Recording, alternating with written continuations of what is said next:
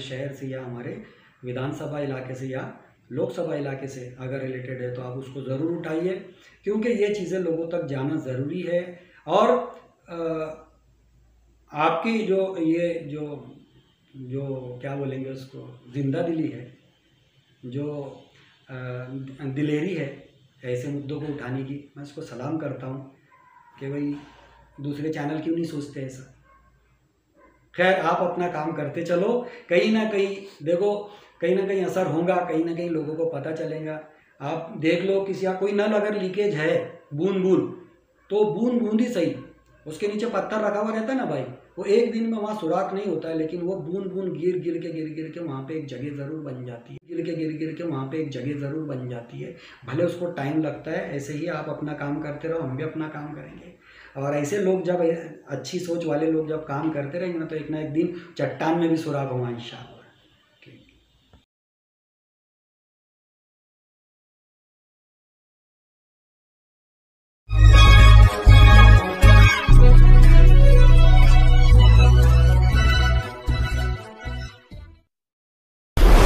तनवीर भाई, पुलिस कायदा के माध्यम से एक सदर चालू किए हुए कि अब जनता के मन का अंदर कैसा होना चाहिए, तो आपकी सोच के हिसाब से अंदर कैसा होना चाहिए? देखिए राजू भाई, मैं पुलिस कायदा के माध्यम से जो है तो इस टॉपिक पे मैंने वीडियो देखा हूँ आपके 2-3। तो ये जो टॉपिक है ये बहुत ही मतलब महत्वपूर्ण है, क्योंकि अभी विधानसभा के इलेक्शन आ रहे हैं। तो हमारे इलाके के अंदर अब एमएलए कौन बनेगा या कौन चाहिए, या पब्लिक के मन में क्या चल रहा है, तो मैं आपको कुछ पॉइंट्स के ज़रिए से मैं बताना चाहता हूँ। सबसे पहले तो ये जो पद है ये एक संवैधानिक पद है। दूसरी बात कि ये लोकशाही की जो है तो ये जो इलेक्शन जो है लोकशाही का जो है ना एक बेहतरीन रंग है, जो ये दर्शाता है कि ये जो प्रतिनिधि ऊपर जाते हैं, ये प्रतिनिधि जो है ये जनता के सेवक है, और जनता इनको चुनती है, क्योंकि हमारे देश के अंदर जो जनतंत्र है उसके अंदर जो है तो जनता ही इस देश की जो है तो सब कुछ है। जैसा बोलते हैं ना, वो सर्वे सर्वा वो है। लेकिन अभी ये हो गया है कि चाहे अधिकारी हो चाहे वो, आप देखेंगे संविधानिक सबसे बड़े पद से लेके तो सबसे नीचे वाले पद, ग्राम पंचायत तक आप ले लो, या आप डी क्लास कर्मचारी से लेके क्लास 1 अधिकारी तक आप ले लो, तो ये सब जो है ये संविधानिक जो है पद में जनता की सेवा के लिए बैठे हुए हैं, और जनता की सेवा इनको करनी चाहिए। लेकिन अभी ऐसा देखने में आता है कि जनता अगर वोट दे दे तो उसके बाद में ये लोग जनता के मालिक बन के बैठ जाते हैं और अपनी मनमानी करते हैं।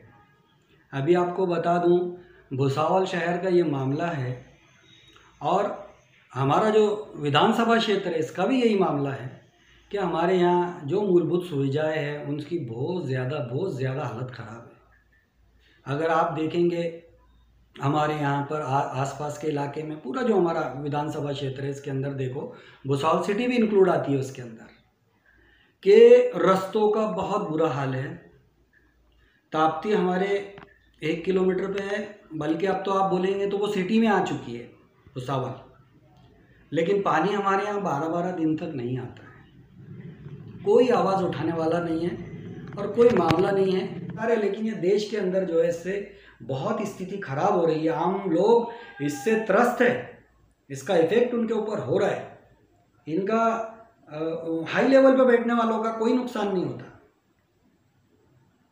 दंगों में, झगड़ों में, फसादों में आम घर के बच्चे मरते, आम घर के लोग मरते। बताओ मेरे को, कोई लीडर का, कोई नेता का, कोई बिजनेसमैन का बच्चा धर्म की रक्षा को उतरा, मर गया, पार्टी के मोर्चे में उतरा, मर गया। बताओ मैं, उनके बच्चे हाई क्वालिफाई होने के लिए ऑक्सफोर्ड जा रहे, अमेरिका जा रहे, यूके जा रहे, रशिया जा रहे, और हमको ये बताया जा रहा है कि ये ही इम्पोर्टेंट काम है, इसके अलावा दूसरे काम कोई इम्पोर्टेंट नहीं है। तो फिर वही बात हो रही है, बाप काश्तकार है, वो कर्जे में फांसी के तख्ते पे झूल जा रहा है, फांसी के फंदे को चूम ले रहा है, और वो बच्चे खुले हो जा रहे हैं। वो बच्चे गांव की, शहर की, वो राजनीति के अंदर इतना ज़्यादा इन्वॉल्वमेंट कर रहे कि उनको लग रहा है कि यही लाइफ है, कुछ दिन का इंजॉयमेंट, होटलों में पार्टियाँ, ये लाइफ है। लेकिन जब उसकी उम्र ढलती है और जब उसकी समझ में आता है कि भाई मेरा यूटिलाइजेशन हो गया और मैंने गलत जगह अपना वक्त लगा दिया, लेकिन तब तक वो करने के लायक कुछ रहता ही नहीं। तो ये चश्मा जनता ने उतारना चाहिए।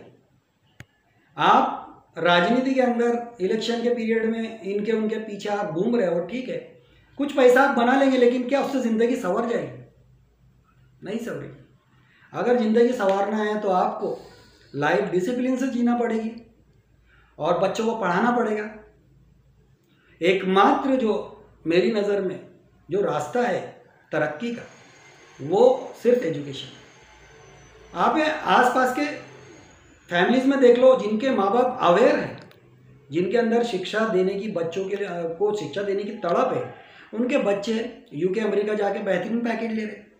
वो भी हमारी ही गली की, हमारे ही मोहल्ले की, हमारी ही सिटी की गवर्नमेंट स्कूलों में पढ़कर IAS, IFS, IRS बन रहे, तहसीलदार बन रहे, तलाटी बन रहे, टीचर बन रहे, डॉक्टर बन रहे, इंजीनियर बन रहे। अब ये बच्चे ऐसे तो है नहीं कि इनको गुरुजी ने गोद में बिठा के सिखाया, लेकिन सिर्फ इनके और नहीं पढ़ने वाले दो फैमिली के अंदर जो डिफरेंस है वो ये है कि इनके माँ बाप पढ़ाई के लिए जागरूक हैं, और यहाँ पर बस ये है कि सब बच्चे स्कूल जा रहे हैं तो मेरा भी बच्चा जा रहा है। आप सोचेंगे क्या गुरुजी के हवाले, स्कूल के हवाले या कोई अच्छी स्कूल में डाल दूंगा तो ये कोई गारंटी नहीं है कि वो बच्चा कामयाब हो जाएगा, जब तक माँ बाप उसको लेके नहीं बैठेंगे। ये 50-50 वाला मामला है। और एजुकेशन की क्वालिटी को बढ़ाने के लिए भी हमारे एरिया के अंदर आमदार ने काम करना चाहिए, ताकि हमारे बच्चे घर के पास ही कम झमेले से, कम खर्चे से हाई एजुकेशन को हासिल कर सके, हायर एजुकेशन को हासिल कर सके। ये जो चीज़ें हैं, लेकिन देखता हूँ कि आमदार लोग और दूसरे जो भी राजनेता है, संगठन के बड़े पदाधिकारी है, इनको ये देखा जाता है कि फला जयंती है तो हाँ उनको बुलाओ, उनको बड़ा मेहमान बनाओ, उनके हार करो, हार पहनाओ, 2-4 फोटो उनके साथ खिंचाओ और सोशल मीडिया पे अपने ग्रुप में डालो, और वाहवाही अपन भी बटोरो और उनकी भी वाहवाह करो। ये क्या है? या कोई धार्मिक मामला है, भंडारा है, उरस है, उसमें वो आएंगे अतिथि बन के, उनके सत्कार होंगे, ये होंगे, तो सिर्फ इसीलिए रह गए कि ये लोग, और इनको हमने इसीलिए चुने थे, इनको हमने चुने थे ये हमारे काम करे, हम इनके काम नहीं करें। सत्कार इन्होंने जनता का करना चाहिए, क्योंकि जनता ने इनको सर पे बिठाया, लेकिन ये सर पे बिठा के तांडव कर रहे हैं हमारे। बहुत दुख होता कभी कभी कि मेरा वोट है, मेरा वोट मैंने दिया और वो ज़ाय हो गया, बहुत तकलीफ होती। मैं तुम्हारे चैनल के माध्यम से सरकार से अपील करना चाहता हूं, सेंट्रल गवर्नमेंट से भी और इलेक्शन कमीशन से भी, कि जनता ने जिसने प्रतिनिधि को आगे भेजा है और वो काम नहीं कर रहा है, तो जनता का वोट लेकर, अगर वो काम नहीं हो रहा है तो जैसे जनता को वोट का अधिकार है, किसी को चुनने का अधिकार है, तो उसको रिजेक्ट करने का भी अधिकार दिया जाए, ताकि हम साल 2 साल देखें अगर वो काम नहीं कर रहा है तो उधर की जनता जो है तो जो जीता है उसके बारे में इलेक्शन हो, या कोई ऐसा तरीका निकाला जाए कि उसको आप रखना चाहते हैं या नहीं रखना चाहते, यस और नो। जिसका बटन ज्यादा दबेगा, अगर नो का बटन ज्यादा दब रहा है तो उनको खत्म करके नया इलेक्शन लेके दूसरा प्रतिनिधि आएगा। बहुत लाइन में खड़े इच्छुक लोग, अगर इस तरह का डर नहीं होगा, जैसे संसद के अंदर, विधानसभा के अंदर सरकार को अपना प्रस्ताव पारित करना पड़ता है, अपनी मेजॉरिटी साबित करना पड़ती है, होती है कि नहीं होती है? कई बार विपक्ष जो है वो चैलेंज रखता है कि इनके पास पर्याप्त बहुमत नहीं है, और उसको राज्यपाल या राष्ट्रपति उसको मानते हैं और फिर वो सदन में वोटिंग होती है उसकी कि वाकई में तुम्हारे पास में वो है कि नहीं है मेजॉरिटी का सपोर्ट।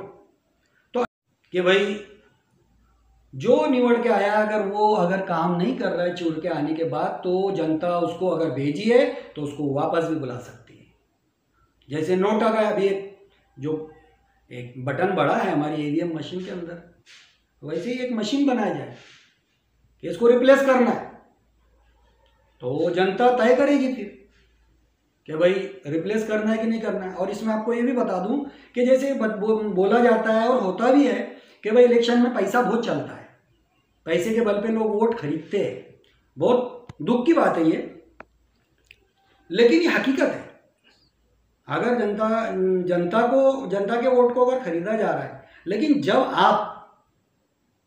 जब आप किसी को वापस बुलाने के लिए जब वोटिंग होगी ना, तो उसको ये डर रहेगा कि क्या है, तो वो वहाँ पे पैसा देने के लिए डरेगा कि अभी तो गारंटी नहीं है। अगर मैं अच्छा होता, अगर काम करने वाला होता, तो पहली बात मेरे ऊपर ये नौबत नहीं आती। तो ये चीज़ें सरकार ने भी ध्यान में रखना चाहिए। दूसरी बात, एक आदमी अगर एक सर्विस कर रहा है गवर्नमेंट की, तो वो दूसरा जॉब नहीं कर सकता है, बराबर। और एक सर्विस किया है तो उसको एक पेंशन है।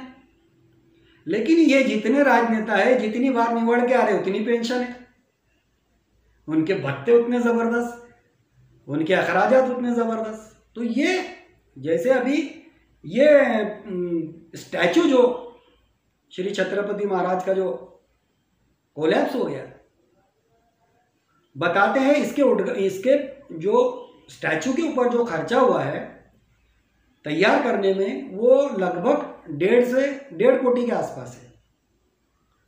लेकिन अभी कल न्यूज़ में मैं देख रहा था कि बता रहे कि हमारे प्रधानमंत्री जी जब आए उद्घाटन के लिए, तो जो हेलीपैड बना वहाँ पे टेम्पररी, जहाँ पर हेलीकॉप्टर उतरने वाला था, उसके बारे में न्यूज़ बता रही है कि 2,40,00,000 रुपये खर्चा हुआ। अब जो महान हस्ती है, हमारे इतिहास की धरोहर है, जिनकी हर चीज़ गोल्डन अक्षरों में लिखी गई है, उनके स्टैचू के लिए 1.5 करोड़ रुपया, और वहाँ से आकर सिर्फ उद्घाटन करना है चंद घंटों के लिए, और वो हेलीपैड में इतना पैसा खर्चा हो रहा है।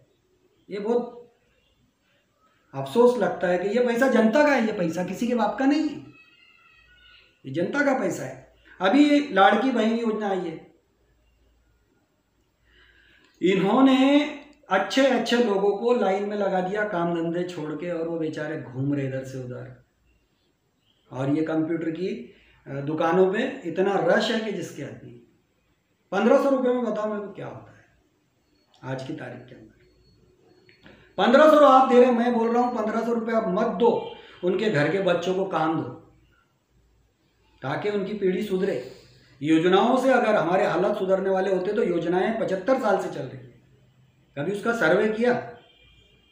राशन 75 साल से बट रहा है, भूखमरी खत्म हो गई, परसेंटेज कम हुआ, क्यों नहीं उसका सर्वे होता, क्यों नहीं सर्वेक्षण किया जाता है? ऐसे उटपटांग डिसीजन लेके हम लोगों को मेहनत से दूर किया जा रहा है, अपाहिज किया जा रहा है, एदी बनाया जा रहा है, काहिल बनाया जा रहा है। हाँ, ऐसी स्कीमें हमें नहीं चाहिए। पढ़ाई के अंदर आप फ्री कर दो पढ़ाई, जनता में से हर शख्स अपना रास्ता बनाने के लिए काबिल हो जाएगा, तुम्हारे आगे हाथ फैलाने की जरूरत नहीं रहेगी। लेकिन ये जो राजनेता है, ये चाहते हैं कि तुम नहीं पढ़े, तुम बेरोजगार रहे, ताकि तुम उनके आगे पीछे घूमो और तुमको वो बेवकूफ़ बना सके, तुम्हारा यूटिलाइजेशन कर सके अपने फायदे के लिए। 1,500 रुपये के लिए मैं बता रहा हूँ, मेरी गली के, मेरे मोहल्ले के लोगों को देख रहा हूँ, जो 700 रुपये रोज से एक मजदूर काम पे जाता है, उसने बीवी को 1,500 रुपये दिलाने के लिए 5 से 7 दिन की छुट्टी कर दी। अगर आप 5 दिन भी मैक्सिमम पकड़े तो उसने 3,500 रुपये का अपना नुकसान कर लिया इस 1,500 रुपये के लिए। और ये सरकार बदली अगर, तो ये स्कीम रहेगी क्या, इसकी गारंटी नहीं है। ये मैं नहीं बोल रहा हूँ, बड़े बड़े राजनीति के एक्सपर्ट बात कर रहे हैं इस ताल्लुक से।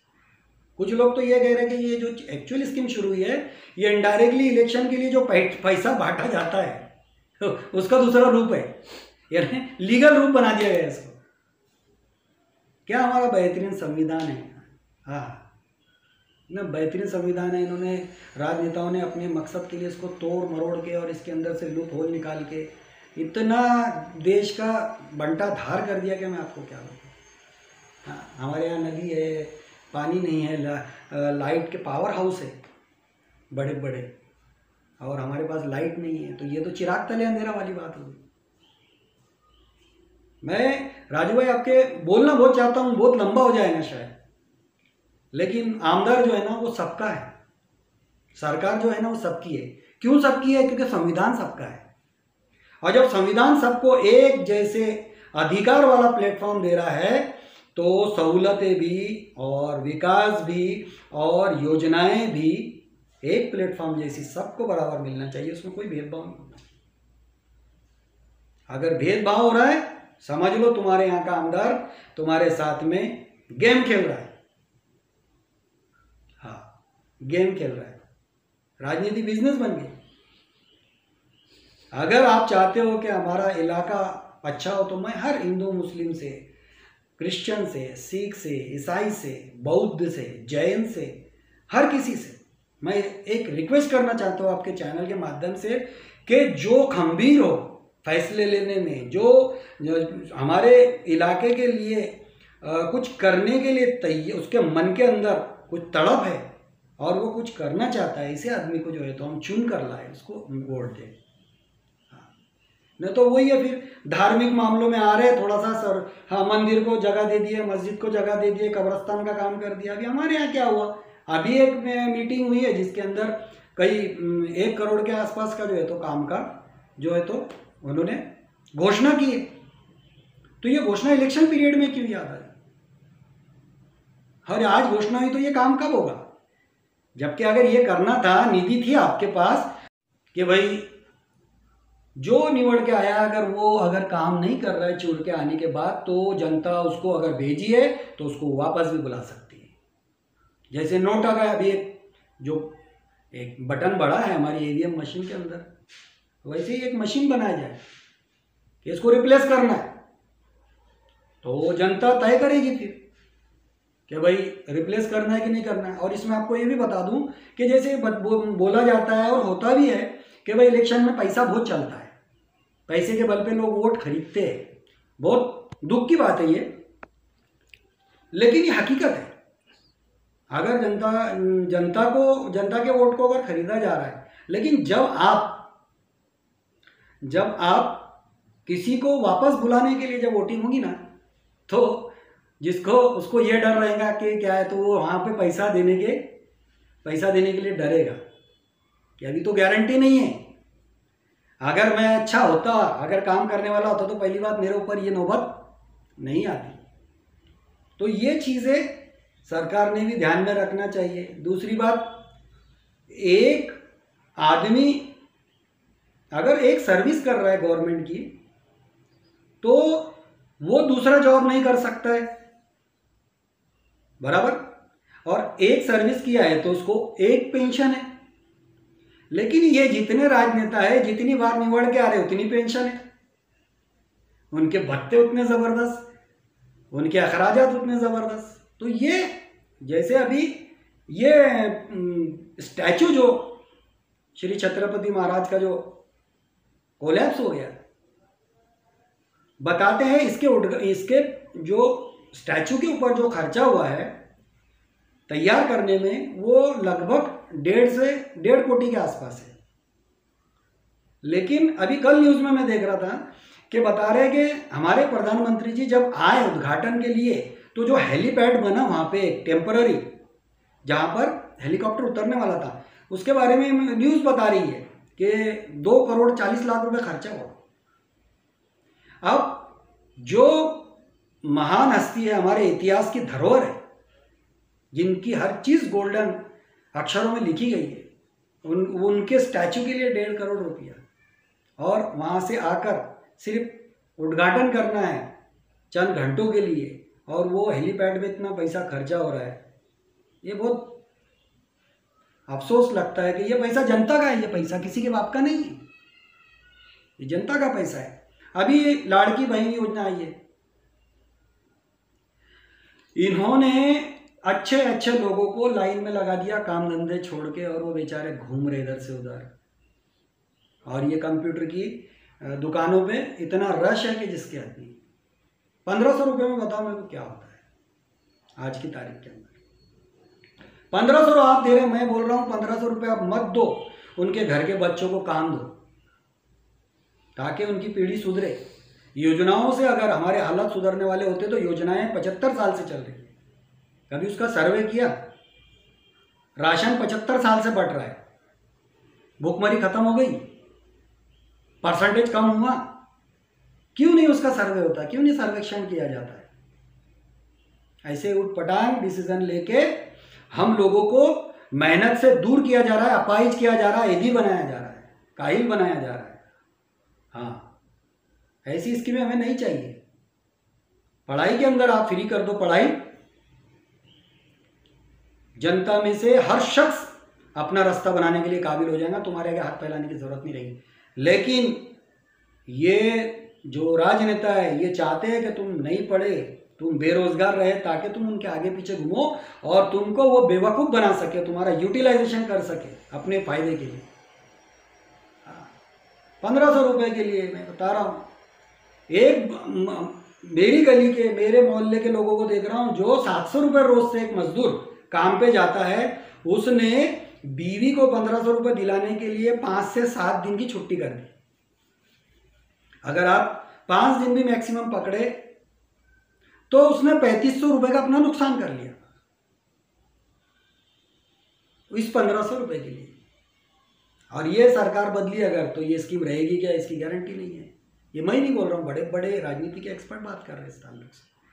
कुछ लोग तो ये कह रहे हैं कि ये जो एक्चुअल स्कीम शुरू हुई है ये इनडायरेक्टली इलेक्शन के लिए जो पैसा बांटा जाता है तो उसका दूसरा रूप है, यानी लीगल रूप बना दिया गया इसको। क्या हमारा बेहतरीन संविधान है, हाँ ना, बेहतरीन संविधान है। इन्होंने राजनेताओं ने अपने मकसद के लिए इसको तोड़ मरोड़ के और इसके अंदर से लूप होल निकाल के इतना देश का बंटा धार कर दिया कि मैं आपको क्या बताऊँ। हाँ, हमारे यहाँ नदी है, पानी नहीं है, लाइट के पावर हाउस है बड़े बड़े, और हमारे पास लाइट नहीं है, तो ये तो चिराग तले अंधेरा वाली बात होगी। मैं राजू भाई आपके बोलना बहुत चाहता हूँ, बहुत लंबा हो जाएगा शायद, लेकिन आमदार जो है ना वो सबका है, सरकार जो है ना वो सबकी है। क्यों सबकी है? क्योंकि संविधान सबका है, और जब संविधान सबको एक जैसे अधिकार वाला प्लेटफॉर्म दे रहा है तो सहूलतें भी और विकास भी और योजनाएं भी एक प्लेटफॉर्म जैसी सबको बराबर मिलना चाहिए, उसमें कोई भेदभाव नहीं होना। अगर भेदभाव हो रहा है समझ लो तुम्हारे यहाँ का आमदार तुम्हारे साथ में गेम खेल रहा है, हाँ गेम खेल रहा है, राजनीति बिजनेस बन गई। अगर आप चाहते हो कि हमारा इलाका अच्छा हो तो मैं हर हिंदू मुस्लिम से, क्रिश्चियन से, सिख से, ईसाई से, बौद्ध से, जैन से, हर किसी से मैं एक रिक्वेस्ट करना चाहता हूँ आपके चैनल के माध्यम से कि जो खंभीर हो फैसले लेने में, जो हमारे इलाके के लिए कुछ करने के लिए तैयार, उसके मन के अंदर कुछ तड़प है और वो कुछ करना चाहता है, इसे आदमी को जो है तो हम चुन कर लाए, उसको वोट दें। नहीं तो वही है फिर धार्मिक मामलों में आ रहे थोड़ा सा सर, हाँ मंदिर को जगह दे दिए, मस्जिद को जगह दे दिए, कब्रस्तान का काम कर दिया। अभी हमारे यहाँ क्या हुआ, अभी एक मीटिंग हुई है जिसके अंदर कई 1 करोड़ के आसपास का जो है तो काम का जो है तो उन्होंने घोषणा की है। तो ये घोषणा इलेक्शन पीरियड में क्यों याद आई? अरे आज घोषणा हुई तो ये काम कब होगा? जबकि अगर ये करना था, निधि थी आपके पास, तो अगर आप ये 5 साल पहले करते तो 5 साल में जनता उसको यूटिलाइज करती। तो उस रास्ते को देखकर, उस गटर की सफाई को देखकर, स्ट्रीट लाइट को देखकर, वैद्यकीय जो इंतजाम को देखकर लोग आमदार जी को याद करते और उनके लिए उनको प्रचार भी नहीं करना पड़ता। जनता खुद चल के आती है आपके कामों को देखकर और आपको वोट देती। लेकिन उसमें भी वही है, जाते जाते कुछ ऐसा बता दूं कि भाई इनका माइंड डाइवर्ट हो जाए और पिछले मेरे 10 साल की, 15 साल की, 5 साल की वो जो कारकिर्दी है उसको लोगों के दिमाग से इरेज कर दिया जाए। लेकिन ऐसा नहीं है, जनता बहुत होशियार हो गई अभी।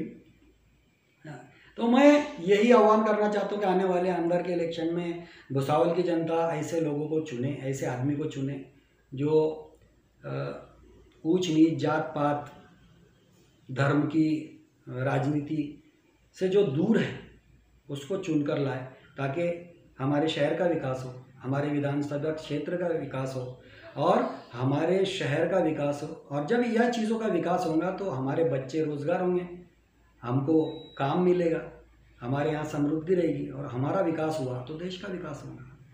इसी के साथ मैं अपने 2 शब्द खत्म करता हूँ राजू भाई। और तुम जो भी टॉपिक लाते हो मैं आपसे जो है तो माफ़ी चाहता हूँ कि मैं टाइम नहीं दे पाया था आपको। आप मेरे को 15-20 दिन से हमारी बात हो रही है, लेकिन कुछ मेरे जो पर्सनल कुछ काम थे जिसकी वजह से मैं टाइम नहीं दे पा रहा था। टॉपिक बहुत अच्छा था, मेरा भी मन था, लेकिन मैं चाह रहा था कि मैं थोड़ा सा स्टडी भी कर लूँ और मेरे दूसरे काम निपटा के फ्री टाइम में आपसे बात करूँ। तो आपने मुझे जो मौका दिया इस मामले में बोलने के लिए, मैं उसके लिए तहे दिल से आपका शुक्रगुजार हूँ। और पुलिस कायदा का मैं जो है तो शुक्रिया अदा करता हूँ और मैं जो है तो उम्मीद करता हूँ कि आप आगे भी इसी तरह के टॉपिक जो आम जनता की भलाई से रिलेटेड है, या हमारे देश से, हमारे गाँव से, हमारे शहर से, या हमारे विधानसभा इलाके से या लोकसभा इलाके से अगर रिलेटेड है तो आप उसको ज़रूर उठाइए, क्योंकि ये चीज़ें लोगों तक जाना ज़रूरी है। और आपकी जो ये जो क्या बोलेंगे उसको, जिंदा दिली है, जो दिलेरी है ऐसे मुद्दों को उठाने की, मैं उसको सलाम करता हूँ कि भाई दूसरे चैनल क्यों नहीं सोचते ऐसा। खैर, आप अपना काम करते चलो, कहीं ना कहीं देखो, कहीं ना कहीं असर होगा, कहीं ना कहीं लोगों को पता चलेगा। आप देख लो, किसी या कोई नल अगर लीकेज है बूंद बूंद, तो बूंद बूंद ही सही, उसके नीचे पत्थर रखा हुआ रहता है ना भाई, वो एक दिन में वहाँ सुराख नहीं होता है, लेकिन वो बूंद बूंद गिर गिर के वहाँ पे एक जगह ज़रूर बन जाती है। भले उसको टाइम लगता है। ऐसे ही आप अपना काम करते रहो, हम भी अपना काम करेंगे। और ऐसे लोग जब, अच्छी सोच वाले लोग जब काम करते रहेंगे ना, तो एक ना एक दिन चट्टान में भी सुराख होगा इंशाअल्लाह।